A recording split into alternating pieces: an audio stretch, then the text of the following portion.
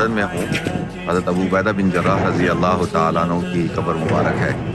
جو شروع کے اندر جو لوگ مسلمان ہوئے، اسلام لائے، ان میں حضرت ابو عبیدہ بن جراح رضی اللہ تعالیٰ عنہ بھی شامل ہیں. ہر امت کا ایک امین ہوتا ہے. اس امت کا امین کون ہے؟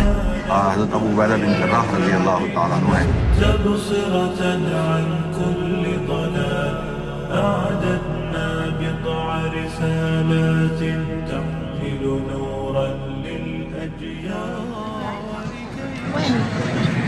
جی آپ دیکھ رہے ہیں مسجد و مقام ابو عبیدہ بن جراح رضی اللہ تعالیٰ عنہ. قریب آواز آئے گی نا. یہ ہے اور یہ مسجد ہے، دیکھ رہے ہیں.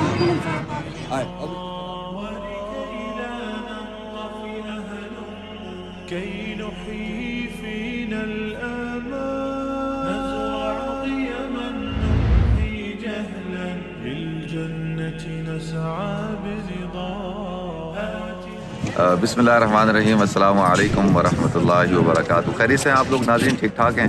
الحمدللہ. ناظرین اس وقت میں جارڈن میں ہوں اور جارڈن کے عمان سے کوئی تقریباً آپ سمجھ لیں آلموسٹ 1.5 آور کی ڈرائیو پہ حضرت ابو عبیدہ بن جراح رضی اللہ تعالیٰ عنہ کی قبر مبارک ہے. اور یہ ماشاءاللہ مسجد ہے، آپ نے دیکھی. مسجد کی زیارت ابھی آپ کو ہم نے کروائی. اور یہ کمپاؤنڈ ہے ان کی مسجد کا، آپ دیکھ سکتے ہیں. تھوڑا سا کام ہو رہا ہے.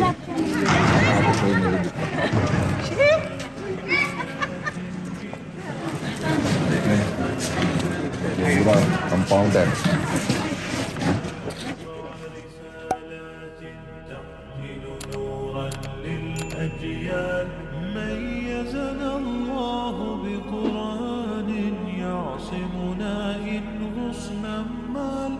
إنما همتنا في الدنيا ندعو لله بإذنه ميزنا الله بقرآن يعصمنا إن غصنا ما إنما همتنا في الدنيا ندعو لله بإذنه ولذا أشعلنا مصباحا ومضينا.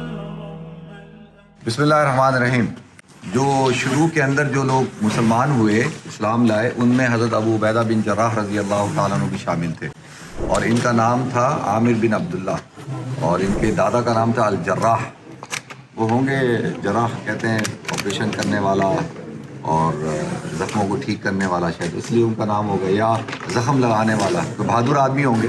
یہ شروع میں اسلام لائے. حضرت ابوبکر صدیق رضی اللہ تعالیٰ عنہ نے ان کو دعوت دی تھی اور اس دعوت پہ یہ مسلمان ہوئے. اور یہ پھر ہجرت کر کے حبشہ چلے گئے تھے. پھر حبشہ سے ہجرت کر کے واپس مکہ آئے اور حضور اکرم صلی اللہ علیہ وسلم کی ہجرت کرنے کے کچھ دن پہلے جو ہے یہ مدینہ چلے گئے اور پھر وہیں پہ جا کے قباء میں قیام کیا. اور جب حضور وہاں تشریف لائے تو حضور کے ساتھ مدینہ میں داخل ہوئے. تو یہ بڑے ہی جلیل القدر صحابی ہیں اور ان کو کہا جاتا ہے عشرہ مبشرہ میں سے ہیں. اور حضور نے ایک دن فرمایا ابو بکر جنتی ہیں، عمر جنتی ہیں، عثمان جنتی ہیں، علی جنتی ہیں، طلحہ جنتی ہیں، زبیر جنتی ہیں، سعید جنتی ہیں، سعد جنتی ہیں، عبد الرحمن بن عوف جنتی ہیں اور ابو عبیدہ بن جراح جو ہے وہ جنتی ہیں. تو یہ عشرہ مبشرہ میں سے ہے. اور ان کا نام کیا تھا؟ عامر بن عبداللہ. عامر نام تھا. تو یہ حضور اکرم صلی اللہ علیہ وسلم کے ساتھ کافی غزوات میں شریک ہوئے. اور جب حضرت ابوبکر صدیق رضی اللہ تعالیٰ عنہ کی دور حکومت تھی تو ان کو یہاں بھیجا تھا. یہ جنرل تھے، یعنی چیف کمانڈر ان چیف. اور حمص کی جو جنگ ہے اس کے اندر، جنگ یمامہ کے اندر، اور جب یہ کافی جب رومی آئے ہزاروں یعنی لاکھوں کی تعداد میں تھے، 60,000 کا تو ایک لشکر تھا ان کا. تو انہوں نے پھر وہاں خط لکھا تو اس کی وجہ سے حضرت ابوبکر صدیق نے حضرت خالد بن ولید رضی اللہ تعالیٰ عنہ کو یہاں بھیجا ان کی مدد کے لیے.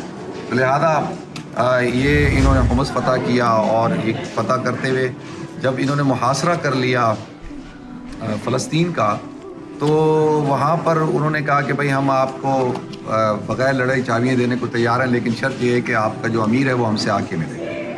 تو حضرت ابو عبیدہ بن جراح ملنے کے لیے گئے تو انہوں نے کہا نہیں یہ تھوڑی، یہ کون ہے؟ انہوں نے کہا یہ ہمارے امیر ہیں. انہوں نے کہا نہیں مسلمانوں کا امیر کا ہے، ان کو تو مدینہ میں ہے. کہا نہیں وہاں سے بلاؤ. تو پھر حضرت عمر رضی اللہ تعالیٰ عنہ آئے، اور حضرت عمر رضی اللہ تعالیٰ عنہ نے جب دیکھا حضرت ابو عبیدہ بن جراح کو، حضرت خالد بن ولید، یہ سارے صحابہ ساتھ تھے، حضرت بلال، یہ سب یہ وہاں موجود تھے، تو پھر جو ہے فلسطین بغیر جنگ کے فتح ہوا. آپ حضرات کو پتہ ہے بغیر لڑائی کے. تو پھر حضرت عمر رضی اللہ تعالیٰ عنہ واپس چلے گئے اور یہ یہیں پہ ہی رہے. پھر جنگ یمامہ ہوئی اور بہت اس میں جنگ میں بھی کافی مسلمان شہید ہوئے، اللہ تعالیٰ نے اس میں مسلمانوں کو فتح عطا فرمائی. تو اسی دوران جو ہے یہ بیمار ہو گئے اور یہاں امواس کا تعاون پھیل گیا تھا. تو حضرت عمر رضی اللہ تعالیٰ عنہ نے جو ہے وہ ان کو خط لکھا، اور خط لکھنے کے بعد کہا کہ جی آپ سے ضروری مشورہ کرنا ہے، آپ آ جائیں واپس.